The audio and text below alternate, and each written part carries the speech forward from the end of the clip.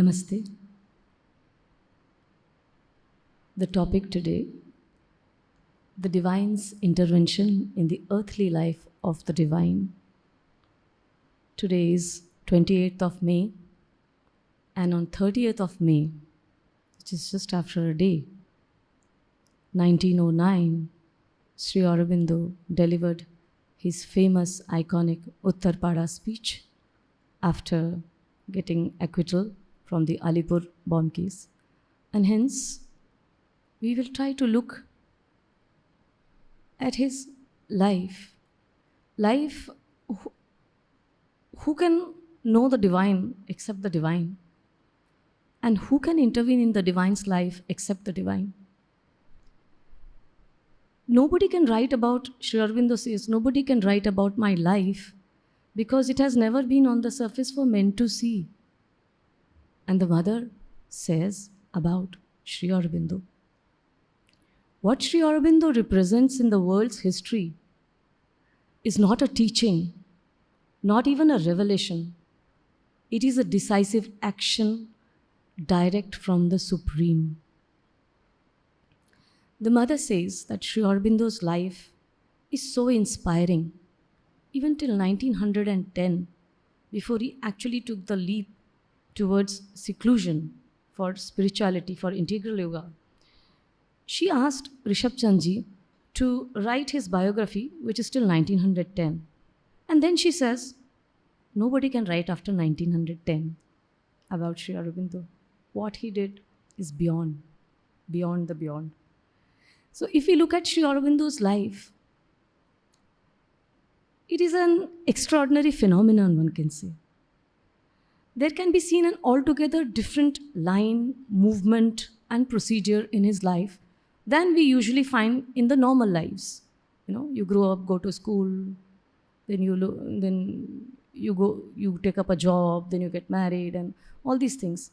Superficially, some of it happened with him also, but his life, it consists of strange breaks and surprising and unforeseen events, twists, and almost roundabout turns in his life, cutting away the past drastically from his life.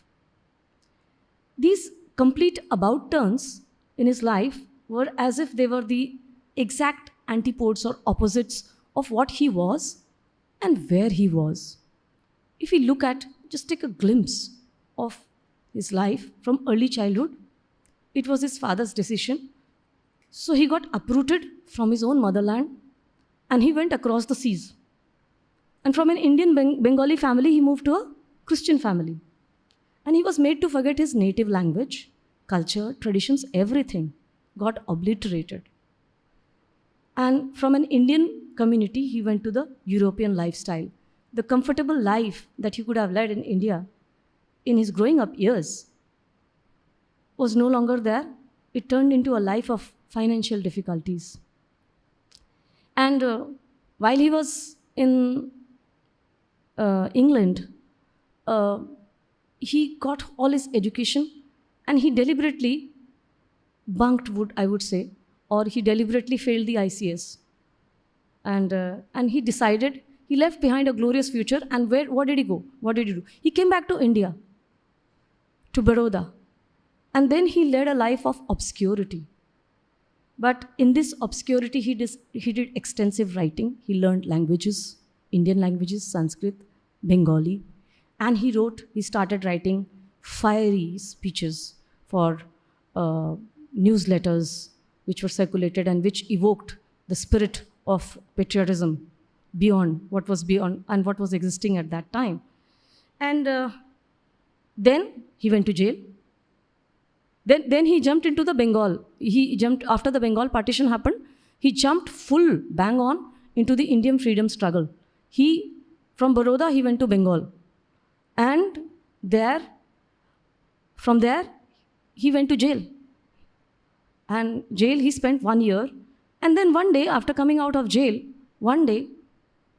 he suddenly vanished without telling anybody to his cave of tapasya, that is Pondicherry.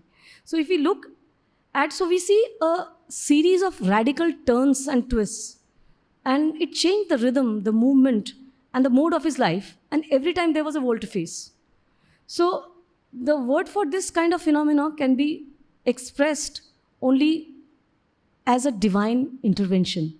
And the mother explained divine intervention as something when we are leading a routine life, and then a greater force, a force higher than us, descends into our already existing world, and the world turns topsy-turvy. Gone is the routine mode that we were used to, that existing mode, and one awakens to a higher light, a higher force, a higher consciousness. And not only that, this kind of a divine intervention doesn't stop with one intervention. It goes from one level to the other, higher to the higher to the higher. And the greater, one can say the destiny, the greater is the source of the divine intervention. And outwardly, Sri Aurobindo's life seems to be of twists and turns like a roller coaster. But this divine intervention, one would wonder why it happened. And with so many twists and turns, and in between his life, at every point in his life, there was the divine intervention. If we look closely, there has been a divine intervention. So what was the divine's plan? Of course, he was the divine in the human form, but he had a mission to accomplish. He had a very big mission to accomplish, which only he could accomplish, and nobody else. And so, because of which the circumstances in his life created the way, and he left behind the past towards something new, towards the new creation. And transforming, he was one who said, transforming worldly life through spirituality is possible. Before that, it seems India and the world had actually gone to sleep. And life, as we see it, our daily life, was disconnected from spirituality. Spirituality was here, our daily life was here. We never looked at them as being synonymous. One leading to the other leading back to the other. So with this line of thought, let us again take a look at the timeline of his life. Early childhood. We touched upon that. Okay. So it seems he was uprooted from his motherland. He was made to forget his native tongue. He was made to forget his father, a doctor, you can say he was a surgeon, and he had some education in Scotland.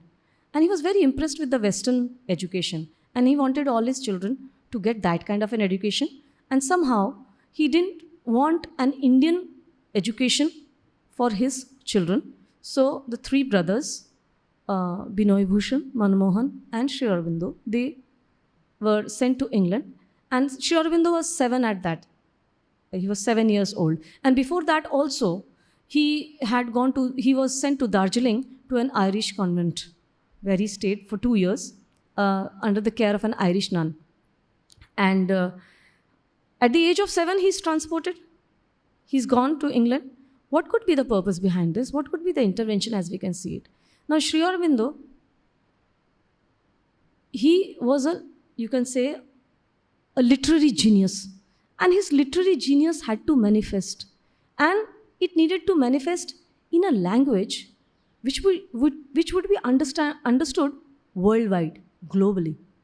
So that is how I look at it. And he was made to forget his own culture. He was kept away from the Indian literature, you can say the scriptures and all. So finally, when he went back at the age of 21, when he went back, he plunged into the scriptures with a very clear mind. He was not hounded by the conventions that were already existing in India at that point of time. So when he plunged into the scriptures, the Vedic scriptures and the Upanishads, he went into it with a very fresh mind, which was totally unaffected by the Indian thought prevalent at that time. And it is also no less than an intervention. While he grew up and he completed his school with flying colors, and then it so happened that he mastered a lot of languages: Latin, Greek, French, Spanish. And So, one reason for keeping Sri Aurobindo away, as we could see that his father wanted him to be educated there. But the same person, Krishnadhan Ghosh, his father, when Sri Aurobindo was around 18, 19, then a lot of unrest was happening in India. And Krishnadhan Ghosh, Dr. Krishnadhan Ghosh, he was actually a very, you can say, very good person, and he was also a person who wanted good for his country. It's not that because he wanted Western education for his children, he didn't care for his motherland. He cared deeply for his motherland, and he did a lot of good work where he was for villagers, for poor people, treated them free, and he was into all that. And the same person, imagine, he started sending, because he was very disturbed by what the British were doing in India, and so he started sending to Sri Aurobindo clippings, newspaper clippings, which talked of the atrocities of the British and all.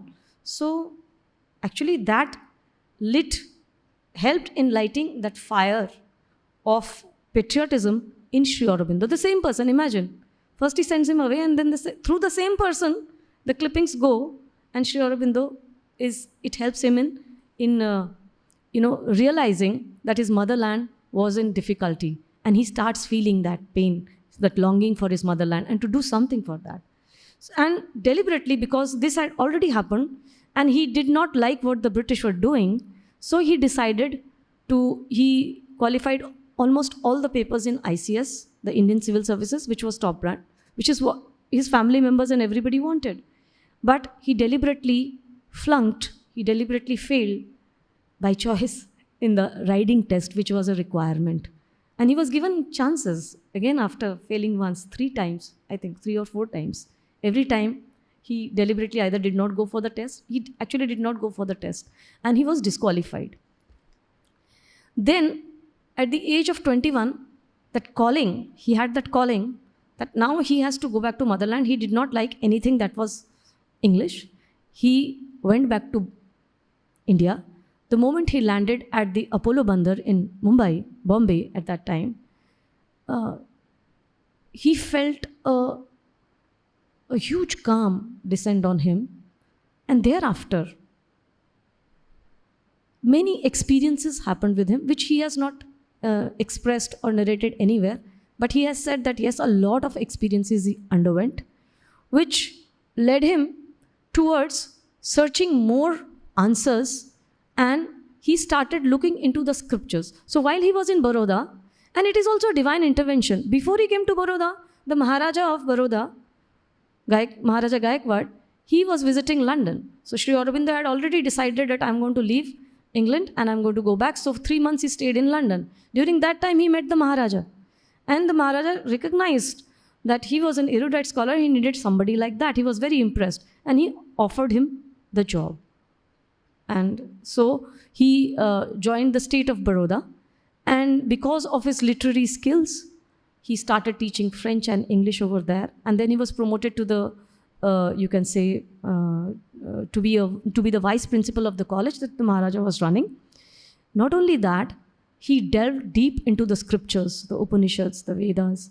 He was more or less self-taught. He taught himself Bengali, and then he took help from, he called a friend of his to Baroda to make corrections. And then he learned Sanskrit on his own. And not only that, when he started learning Sanskrit, he started learning Sanskrit directly from the mega classics of that time, Kalidasa and all.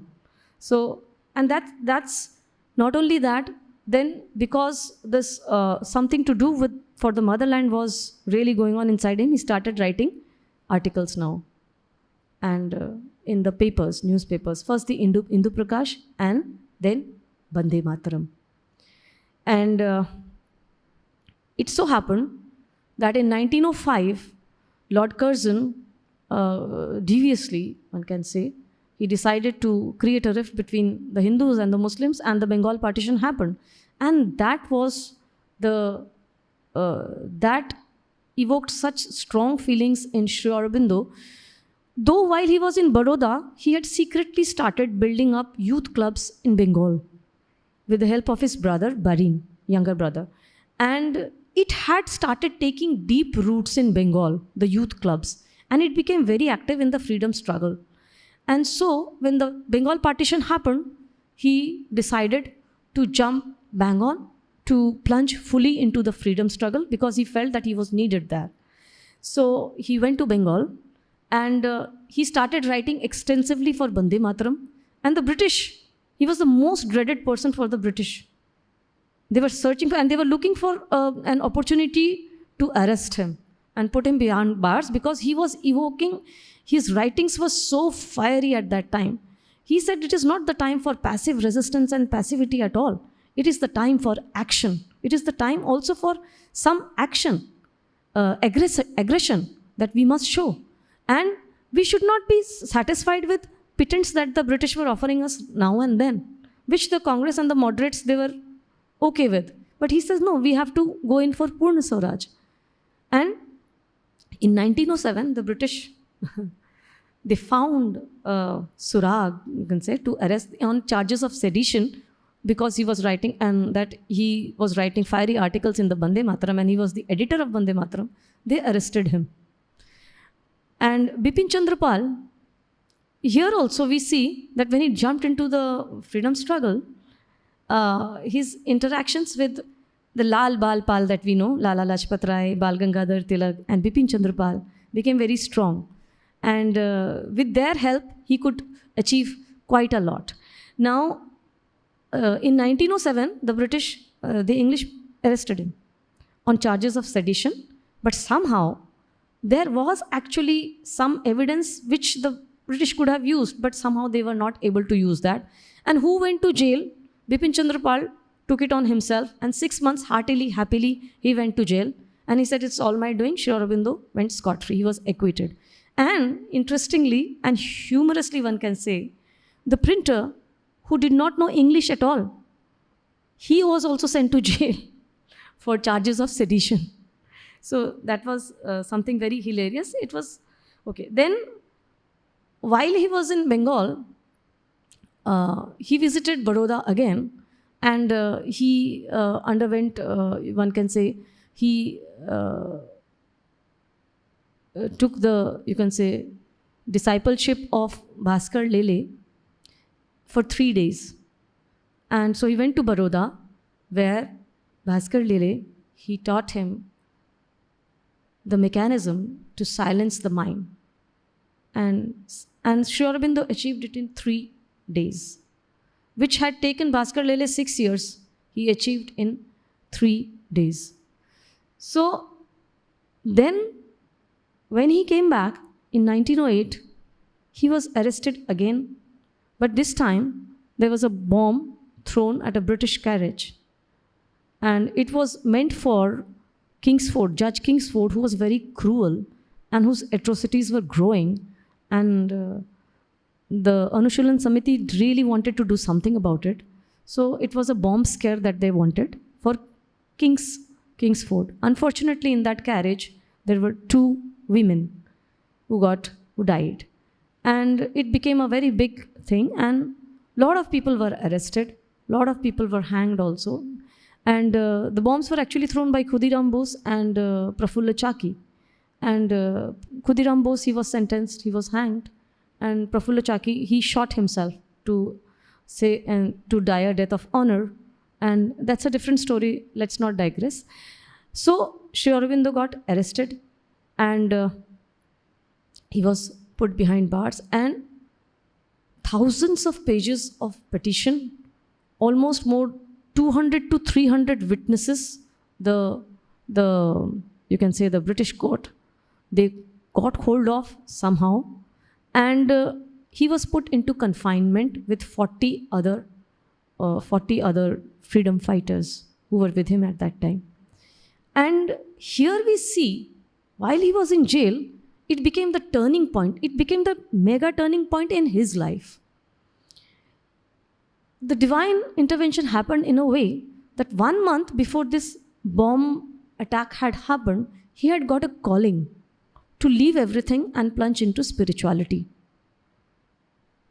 But he ignored that, and very humbly he admits, even in the Uttar Pada speech, that it was his thinking that he was indispensable for the freedom struggle. And he was put in solitary confinement where he questioned the divine in anguish. He says, after all, I was working for my motherland. I was not doing anything for myself. Why have you done this to me? Why did this thing happen to me? And he got his answer. The divine intervened. He put the Gita in his hand. Not only that, he made himself, Sri Krishna, Vasudev, made himself visible and audible to him in that solitary cell. And he said, wait, you have a task to do, why you have been brought here. And the result of that was that realization, and he could. It's one thing to talk about seeing the divine in others and in everything. It's another thing to actually see. And this is something which happened with him in everything, in the walls of the prison, in the walls of his cell, in the bars of the door of his cell, in the bowl, in the clothes that, in the you can say the cloth he wrapped around himself, in the blankets, everywhere he saw Vasudev. And he clearly saw. And it so happened, while he was confined to the jail, there were 3 phases. First, he was put in solitary confinement, where he was questioning the divine in anguish, and divine intervenes and reveals and shows himself to him.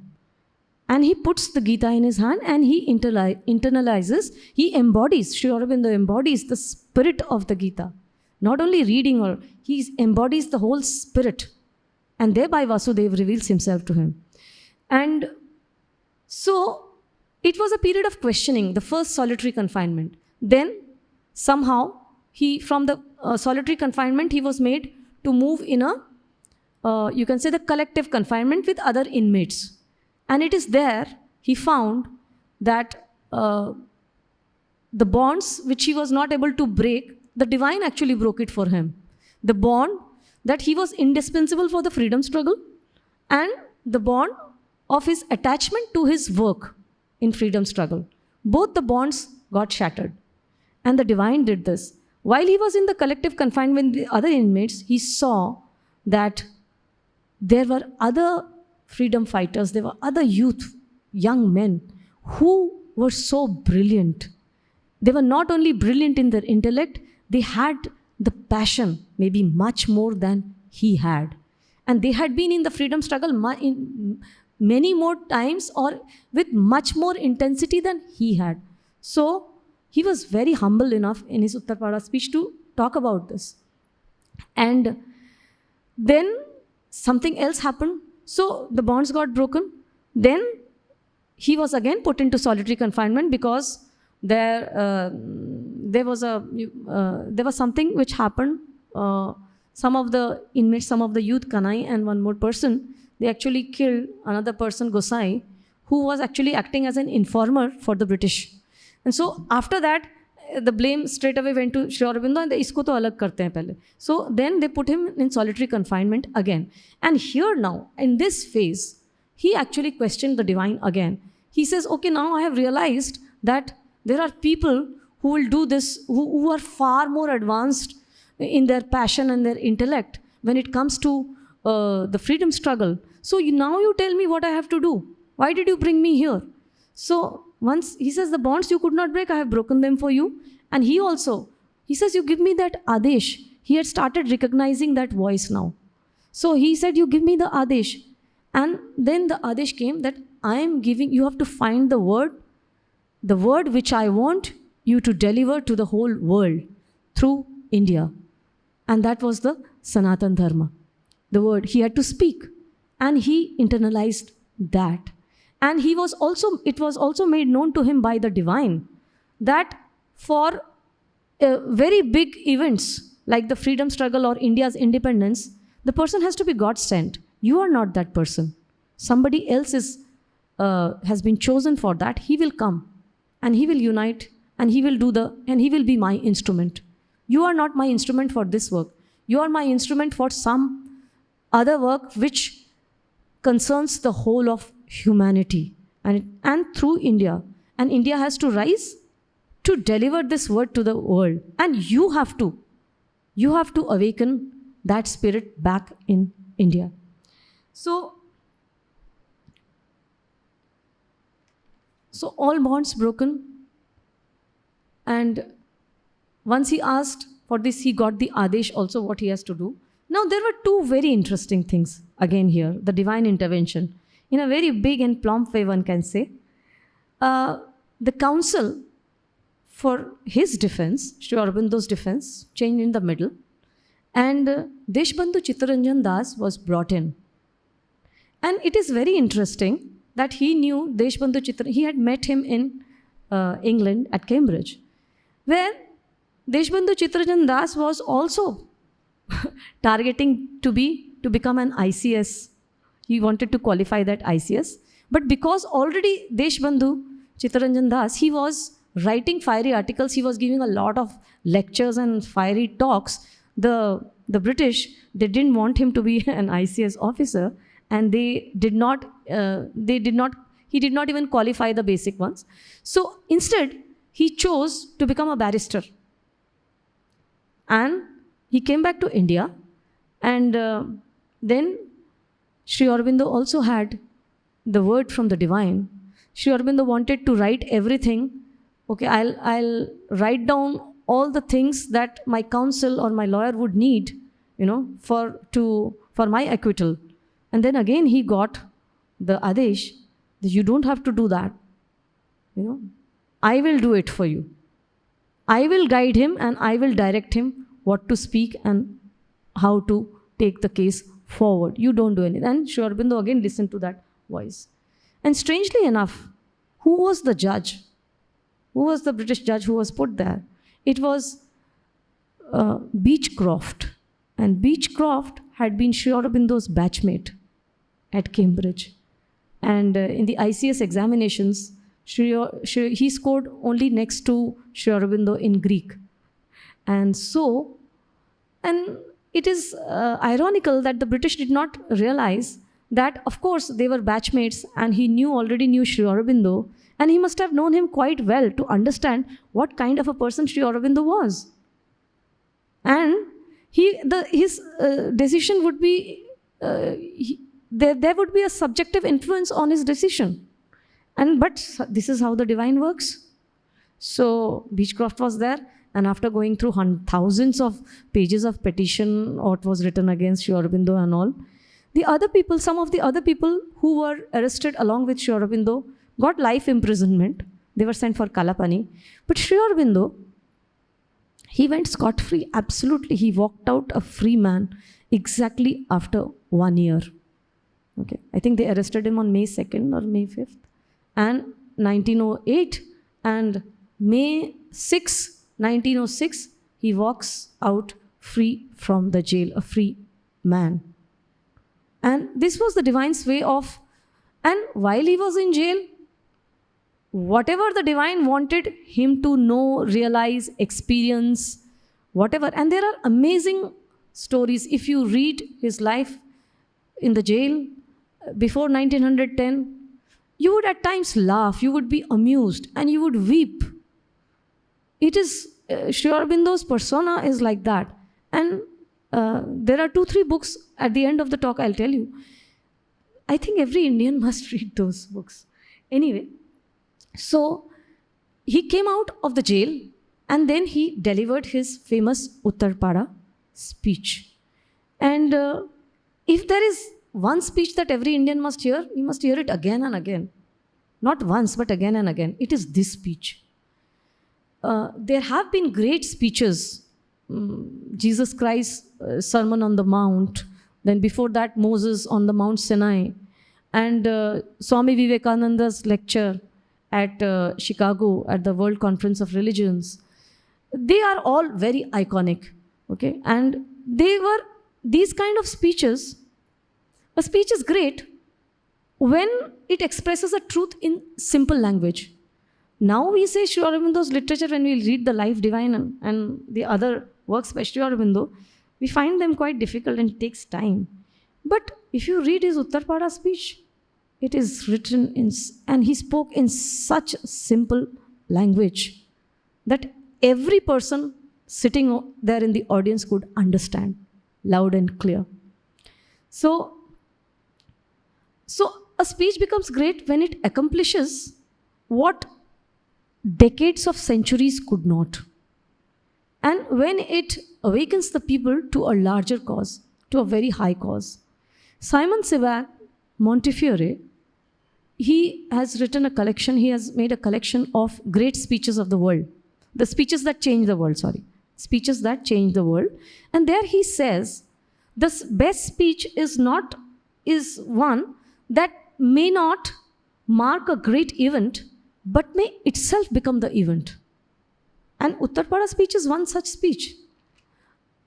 After his acquittal in the Alipur bomb case, he was invited to speak not as a patriotic leader and give those fiery lectures and move the masses again, but he was invited from the Society for Protection of Hindu Religion. He was asked to give a talk at Jai Krishna Library, public library in the courtyard, and he agreed. So it was on something on Hindu religion, he had to speak, and he was also clueless what he's going to speak, but he didn't even know. But he prepared something to speak to the people. But here also we will see how the divine intervention took place. So in this speech, it is the speech in which Sri Aurobindo explicitly, candidly shared his spiritual experiences and yogic experiences. And besides, the entire significance of this speech could be seen. He brought out the broadest version or the broadest view of Swaraj. He enlarged it so much so as to cover the whole humanity and the earth. Religion has been defined here as that which is universal and eternal. And it was existing in India. It was existing in the Indian subcontinent before. He brought it out. And this was the Sanatan Dharma. So religion, it was not the religion of dogmas or faith or, praying or structures like that. But it was a religion which went beyond all. It was eternal. It has stood the test of time. And not only did he do that, he talked about, he brought in a synthesis of the Sanatan Dharma with nationalism. What nationalism to an Indian was, to realize and practice the Sanatan Dharma. Here he did a synthesis. He brought it out beautifully in this speech. So I just want to, if I don't read out anything from the speech, it is not fair, I think. I'll read out the first paragraph. When he came out of the jail, Sri Aurobindo also noticed something, that the fire, the passion for independence that was there before he went to jail had somehow subsided. It became very gloomy. The calls of Vande Mataram were no longer heard. Gone was the fiery passion, and everything seemed very depressed, as if Indians had resigned to their fate that ye to aise hi chalega. We may get a little respite here and there, but what to do now? So there was despondency. And Sri Aurobindo begins his speech. When I was asked to speak to you at the annual meeting of your Sabha, it was my intention to say a few words about the subject chosen for today, the subject of Hindu religion. I do not know now whether I shall fulfill that intention, for as I sat here, there came into my mind a word that I have to speak to you, a word that I have to speak to the whole of the Indian nation. It was spoken first to myself in jail, and I have come out of jail to speak it to my people. This is how he begins the speech. And then he goes on to talk about his own experiences, which he got when he embodied the spirit of the Gita. And he talked only of the Nishkam Karma here. Why? Because he felt that people had somehow thought, or it was now they were getting into the feeling that the Swadeshi movement is the end.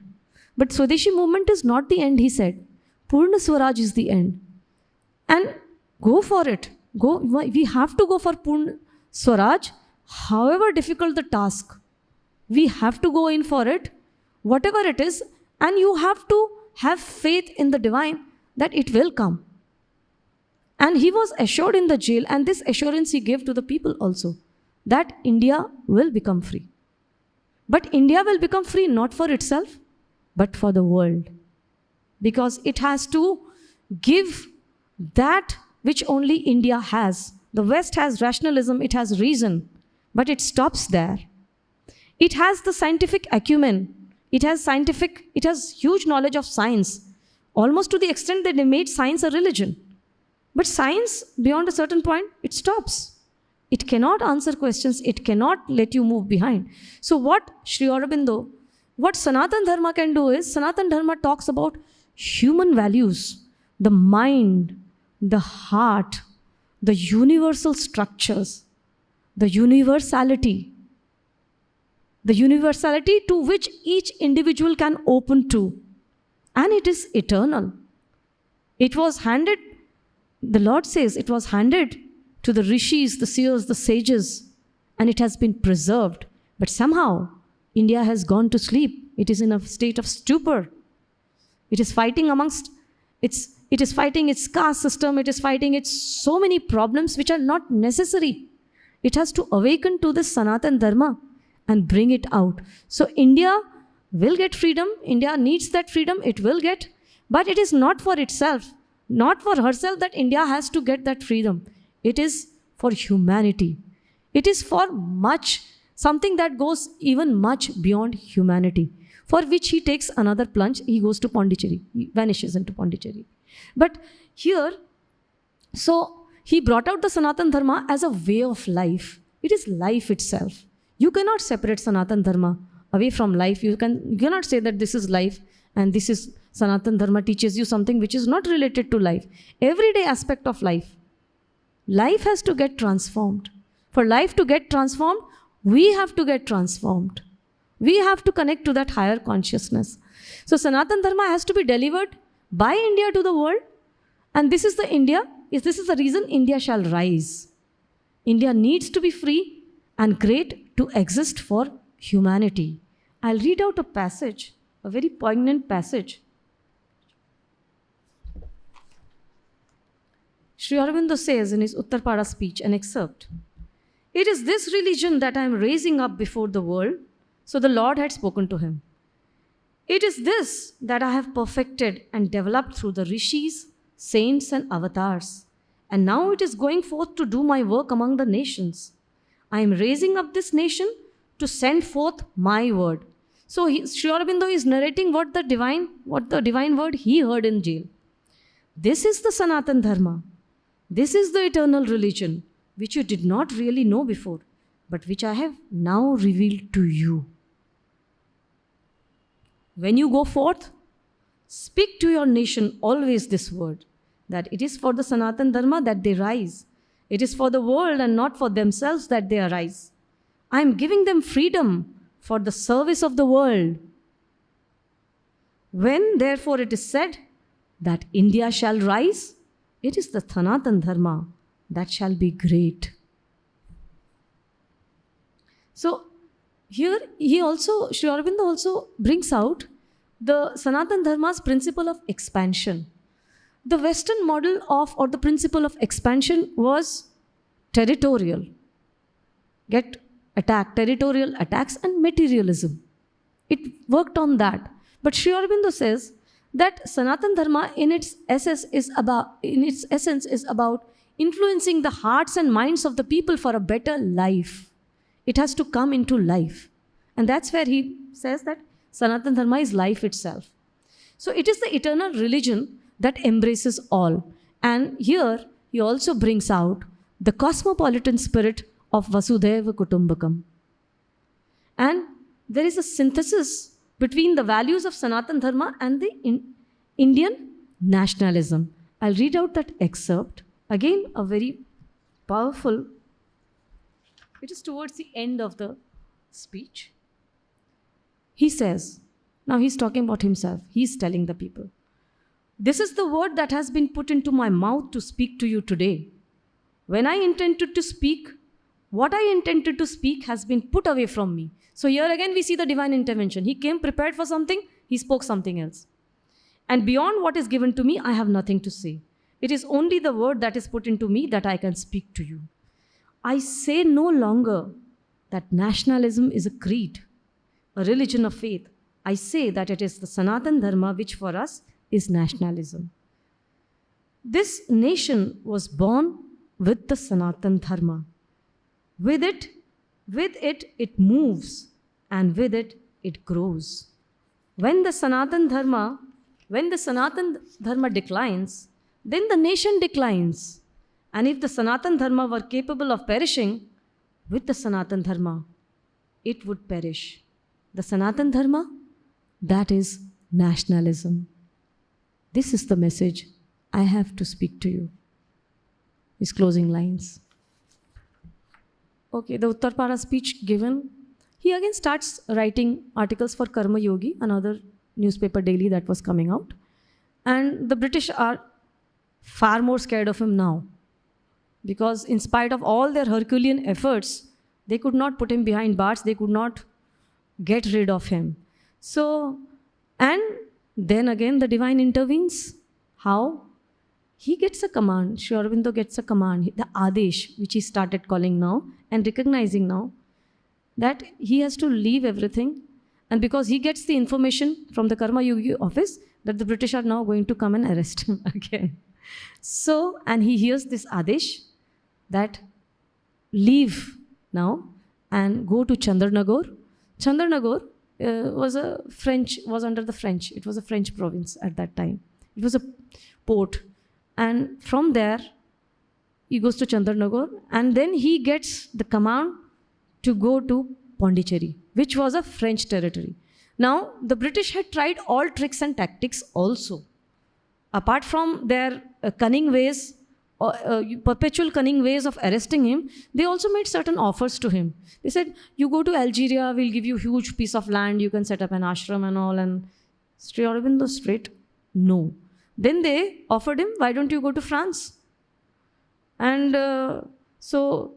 but here there was a catch. And here again the divine intervened, that if he had decided to go to France, which was not a bad option, but Sri Aurobindo did not want to leave the land, his motherland. And also, had he gone to France, he would have had to go through the British, their ships. And there, the surveillance would be very strict, and he would be captured there also. There was a high possibility that he would be captured there. You can say secretly, or in a very indirect way he could be captured. But here then he decided to go to Chandarnagore, and from Chandarnagore he decided. And there is a very interesting story also, how he managed to, it was the divine's plan and the intervention, how he managed to escape from Chandarnagore also. There is a whole very interesting story if you read it. Well, we'll not touch upon that because we'll run short of time. So then when he reaches Pondicherry, I am inclined to talk a little more. बहुत temptation हो रहा है मुझे just to highlight one more intervention that happened. So he reaches Pondicherry, his cave of Tapasya, in 1910. And 1914, the mother comes to Pondicherry with her husband. And therein, somewhere in 1915, the idea of starting the Paul Richard, mother's husband, and mother, and Sri Aurobindo, they decide to take out this daily, you can say, Arya, where Sri Aurobindo would publish his writings. And but unfortunately, for the mother, she was very sad to leave. Not even a year, and February 22nd, 1915, she leaves. And the whole, you can say, the weight of carrying on with the Arya fell on Sri Aurobindo. And he wrote extensively. And most of his major works came out at that time. The Life Divine. He started the articles. The articles they were published serially, one after the other. And when put serially, they turned into books, the divine books, the life divine, the human cycle, synthesis of yoga, essays on the Gita, all emerged at that time. And when he had finished writing all of this, compiled all of this, and then in 1920, the mother returns. And here in his cave of Tapasya, Pondicherry, look at his life, a roller coaster. Now, he stays there for 40 years without leaving Pondicherry even for a day. Not only that, there is hardly any information whether he would also go out of the house where he was staying. Most of the time, he just dedicated to writing and to his inner sadhana. And when the mother came, the ashram flourished. So this is his life. It is very difficult to write, to talk about Sri Aurobindo unless you feel it. And this was a huge dilemma in me. From prayers and meditations, how could I take this? So anyway, it is the grace that has seen it. So all that was ashram to become a living laboratory, Sri Aurobindo reaching Pondicherry, his life, the divine interventions again and again out of the blue. And his experiences, we don't know what all the divine may have intervened, which he has not shared with us. What he has shared is just a fraction maybe of what he... There are 2 books I talked of earlier, 3 rather, I would say. And these 3 books I felt, and here I speak with a responsibility, that these 3 books, this is not a mere advocacy, I speak with a responsibility. There are 3 books which we can all try to read. Not once, maybe again. Sri Aurobindo for the Young. It is a brief life sketch of Sri Aurobindo written by Dr. Bijlani, but it is profound in the way it shows the light to the young. It connects his life to what are the takeaways for us from his life directly, without mincing words. And there is another book, Life and Times of the Mahayogi by Manoj Das. Read it and you will feel Sri Aurobindo's atmosphere all around. These both the books. You will feel the atmosphere of Sri Aurobindo around you. And sometimes, as I said, you will weep, you will laugh, you will be amused. But you will not be able to keep the book down. Sri Aurobindo, there is another book written by I think it's Sri Aurobindo on himself. And that is a direct, one can say, what the words of the Lord from the Lord himself. And I'll try to bring this talk to an end by quoting lines from Sri Aurobindo's poem, A God's Labor, where whatever we see in his life is actually this. He who would bring the heavens here must descend into clay and the burden of nature bear and tread the dolorous way. So many twists and turns, but was it a comfortable life for him? No way. Did he crib? No way. Did he even speak a loud word to anyone? No way. Giving away all his money and the kind of love and passion he created amongst the Indians then, and the kind of love and passion people had for him while they were collecting money for his court case. There was a poor blind boy who just managed to get 1 meal a day. Even that money he donates so that it could go into the collection to pay for the lawyer who would fight for Sri Aurobindo in court. This is the kind of... And while he went to Pondicherry, the cook was actually he was a person who was implanted by the British, the cook where he stayed in that house, to be an informer. And after staying 1 or 2 months, I think 3-4 months with Sri Aurobindo, he crumbled. He wept. And he says, you take away all my money. And Sri Aurobindo says, he had only compassion and love for him.